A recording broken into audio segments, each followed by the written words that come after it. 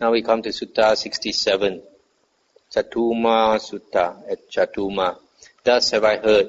On one occasion, the Blessed One was living at Catuma in a Myrobalan grove. Now on that occasion, 500 monks headed by the Venerable Sariputta and the Venerable Mahamoggallana had come to Catuma to see the Blessed One.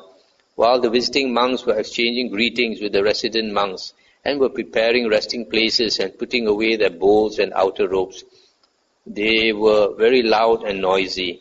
Then the Blessed One addressed the Venerable Ananda thus, Ananda, who are these loud, noisy people? One would think they were fishermen hawking fish. Venerable Sir, they are 500 monks headed by Sariputta and Moggallana, who have come to Catuma to see the Blessed One. And while the visiting monks were exchanging greetings with the resident monks, and were preparing resting places and putting away their bowls and outer robes, they have been very loud and noisy. I'll stop here for a moment. So here, Venerable Sariputta and Mahamoggallana, the right hand and left hand disciples of the Buddha, the closest disciples of the Buddha, came with 500 monks to pay their respect to the Buddha. And when they met the resident monks in this monastery, they were exchanging greetings and preparing resting places and putting away their bowls, and they were a bit loud and noisy. Then Ananda, tell those monks in my name that the teacher calls the Venerable Ones. Yes, Venerable Sir, he replied. And he went to those monks and told them, the teacher calls the Venerable Ones. Yes, friend, they replied. And they went to the Blessed One, and after paying homage to him, sat down at one side. When they had done so, the Blessed One asked them, monks, why are you so loud and noisy? One would think you were fishermen hawking fish. Venerable Sir, we are 500 monks headed by Sariputta and Moggallana who have come to Catuma to see the Blessed One. And it was while we visiting monks were exchanging greetings with the resident monks and were preparing resting places and putting away our bowls and outer robes that we were very loud and noisy. And the Buddha said, go monks, I dismiss you. You cannot live with me. Yes, Venerable Sir, they replied. And they rose from their seats, and after paying homage to the Blessed One, keeping him on their right, they put away the things in their resting places, and taking their bowls and outer robes, they departed. Stop here for a moment. So you see the character of the Buddha. He likes quiet, cannot tolerate noise. So even though his closest disciples are here to see him, pay respect to him, he asks them to go away. So and they, without questioning him, they just complied. Now on that occasion, the Sakyans of Catuma had met together in the assembly hall for some business or other. Seeing the monks coming in the distance, they went to them and asked, where are you going, Venerable Sirs? Friends, the Sangha of monks has been dismissed by the Blessed One. And they said, then let the Venerable Ones be seated a while. Perhaps we shall be able to restore his confidence. Yes, friends, they replied.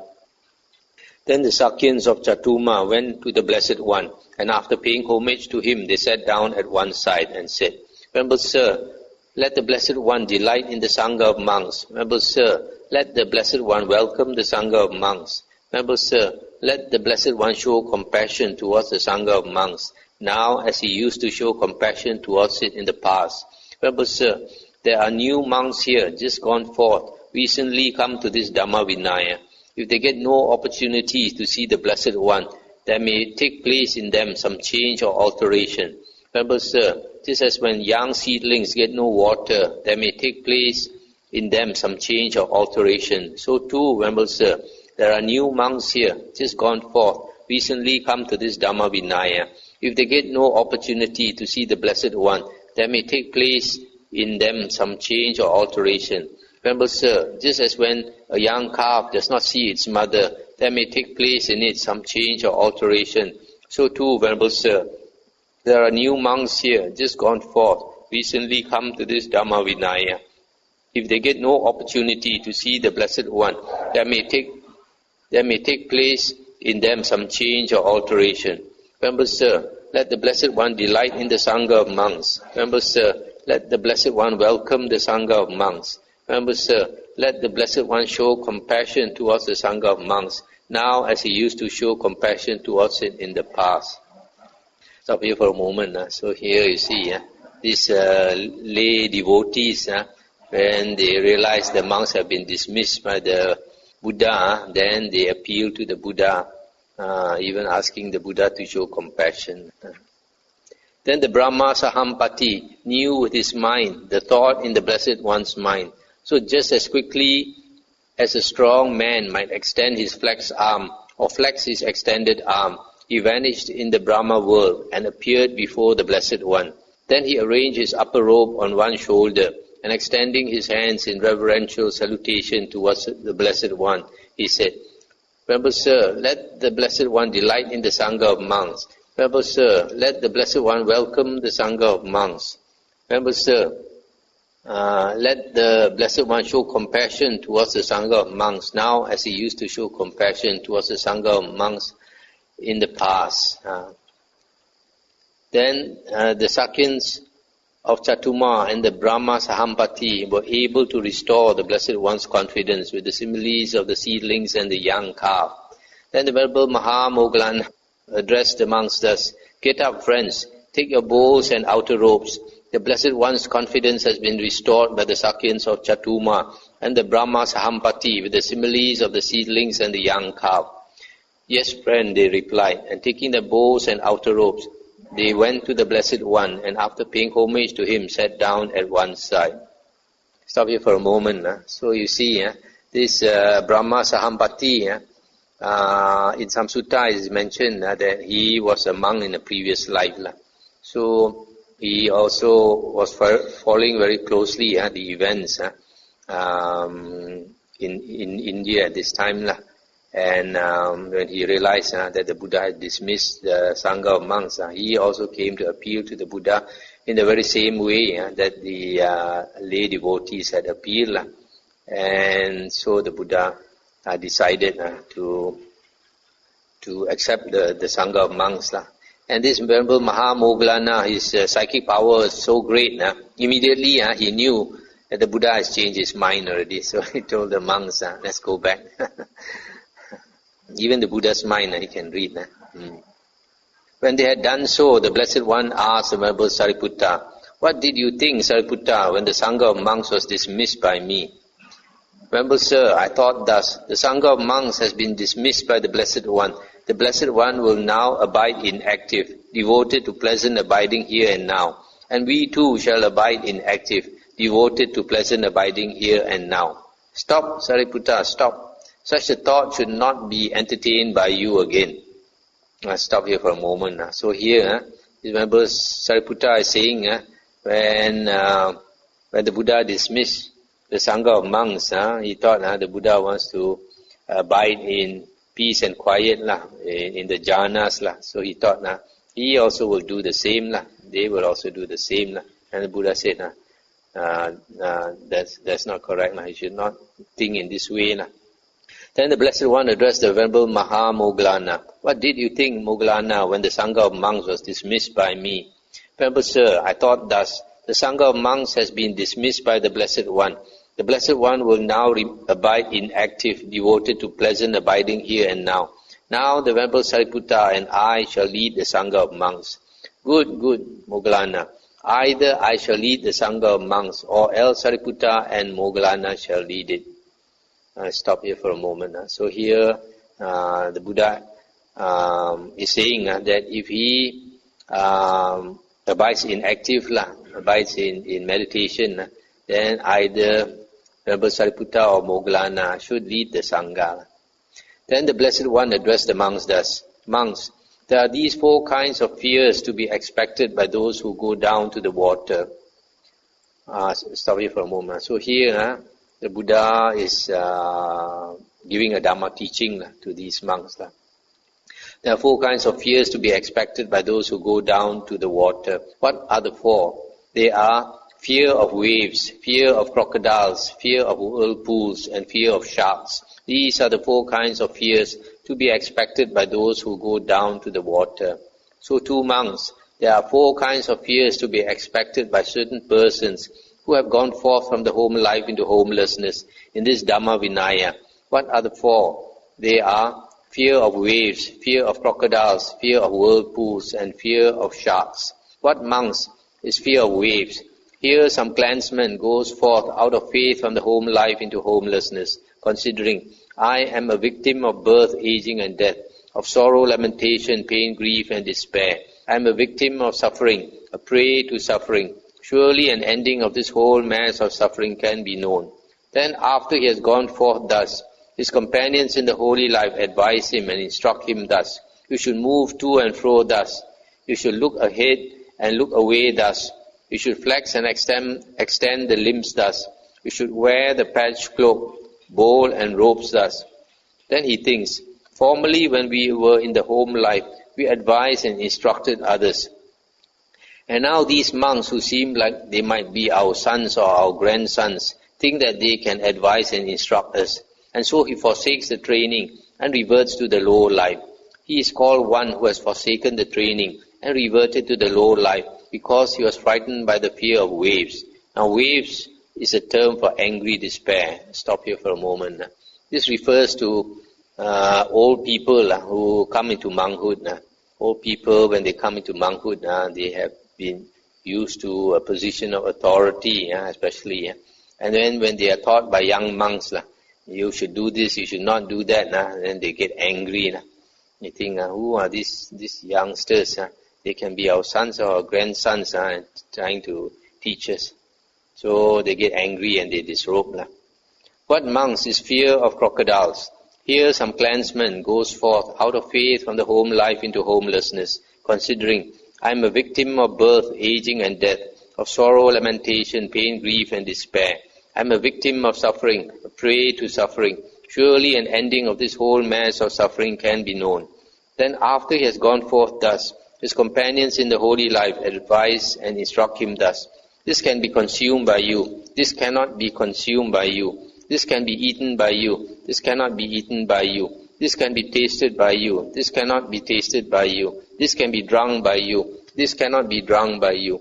You can consume what is allowable. You cannot consume what is not allowable. You can eat what is allowable. You cannot eat what is not allowable. You can taste what is allowable. You cannot taste what is not allowable. You can drink what is allowable. You cannot drink what is not allowable. You can consume food within the proper time. You cannot consume food outside the proper time. You can eat within the proper time. You cannot eat outside the proper time. You can taste food within the proper time. You cannot taste food outside the proper time. You can drink within the proper time. You cannot drink outside the proper time. Then he thinks, formerly when we were in the home life, we consumed what we liked and did not consume what we did not like. We ate what we liked and did not eat what we did not like. We tasted what we liked and did not taste what we did not like. We drank what we liked and did not drink what we did not like. We consumed what was allowable and what was not allowable. We ate what was allowable and what was not allowable. We tasted what was allowable and what was not allowable. We drank what was allowable and what was not allowable. We consumed food within the proper time and outside the proper time. We ate within the proper time and outside the proper time. We tasted food within the proper time and outside the proper time. We drank within the proper time and outside the proper time. Now, when faithful householders give us good food of various kinds during the day, outside the proper time, it seems these monks put a muzzle on our mouth, and so he forsakes the training and reverts to the low life. He is called one who has forsaken the training and reverted to the low life because he was frightened by the fear of crocodiles. Now, crocodiles is a term for gluttony. Stop here for a moment. So here refers to some people who, for whom food and drinks is very important. So when they are told they can eat certain foods, they cannot eat certain foods, they have to eat at the right time, you cannot eat at the wrong time, and all these things, and they cannot tolerate it. Then because of gluttony, they disrobe. What monks is fear of whirlpools. Here some clansman goes forth out of faith from the home life into homelessness, considering, I am a victim of birth, aging, and death, of sorrow, lamentation, pain, grief, and despair. I am a victim of suffering, a prey to suffering. Surely an ending of this whole mass of suffering can be known. Then after he has gone forth thus, when it is morning he dresses, and taking his bowl and outer robe, he goes into a village or town for alms, with his body unguarded, with his speech unguarded, with mindfulness unestablished, and with sense faculties unrestrained. He sees some householder there, or householder's son, furnished and endowed with the 5 chords of sensual pleasure, enjoying himself with them. He considers thus, formerly when we were in the home life, we were furnished and endowed with the 5 chords of sensual pleasure, and we enjoyed ourselves with them. My family has wealth. I can both enjoy wealth and make merit. And so he forsakes the training and reverts to the low life. He is called one who has forsaken the training and reverted to the low life, because he was frightened by the fear of whirlpools. Now whirlpools is a term for the 5 chords of sensual pleasure. Stop here for a moment.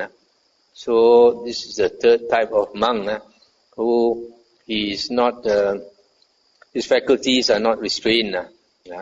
When he goes on alms round, he's looking here and there, his ears are open and all that. So he sees some layman enjoying himself with the 5 chords of sensual pleasure. Then he remembers that he used to enjoy all this, and why is it now he cannot enjoy? So he thinks the family is wealthy, then he can go back to the lay life and enjoy, and at the same time do charity, make merit. So he disrobes. What monks is fear of sharks. Here some clansman goes forth out of faith from the home life into homelessness, considering, I am a victim of birth, aging and death, of sorrow, lamentation, pain, grief and despair. I am a victim of suffering, a prey to suffering. Surely an ending of this whole mass of suffering can be known. Then after he has gone forth thus, when it is morning he dresses, and taking his bowl and outer robe, he goes into a village or town for alms, with his body unguarded, with his speech unguarded, with mindfulness unestablished, and with sense faculties unrestrained. He sees a woman there, lightly clothed, lightly dressed. When he sees such a woman, lust infects his mind.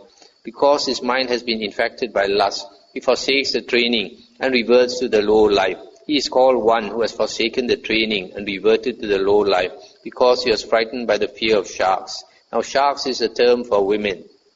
Monks, these are the 4 kinds of fears to be expected by certain persons who have gone forth from the home life into homelessness in this Dhamma Vinaya.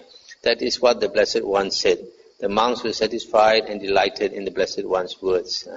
So this last case is somebody who goes on alms round, goes into town, and his faculties are not restrained.